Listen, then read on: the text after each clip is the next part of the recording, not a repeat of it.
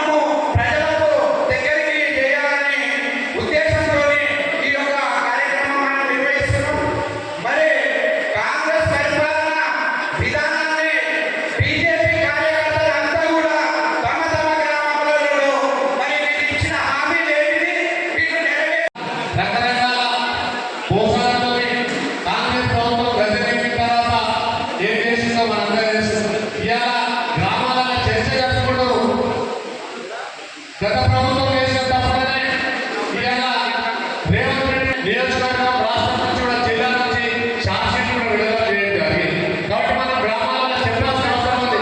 ఇప్పుడు వాద్యమానంగా మన గంగెత్తుల కాబట్టి మనకి ఇంకా చాలా సమయం ఉంది. మనమందరం కూడా గ్రామ పంచాయతీ దగ్గర పడుతుంది కాబట్టి మనమందరం కూడా మన కేంద్ర పార్టీ రాష్ట్ర పార్టీ పిలుపులకు మనం అప్రమత్తంగా ఉండి ప్రతి అంశాన్ని నిలదీయాల్సిందిగా కోరుతున్నాం. కాబట్టి సమయం ఎక్కువ లేదు, చాలా కాలాతీతమైంది కాబట్టి ఎక్కువ సమయం తీసుకోకుండా అందరూ 2 నిమిషాలు మాట్లాడాల్సిందిగా కోరుతున్నాం. ఇప్పుడు సీనియర్ నాయకులు భారతీయ జనతా పార్టీ మరిన్ని అప్డేట్స్ కోసం మా ఛానల్ని సబ్స్క్రైబ్ చేయండి.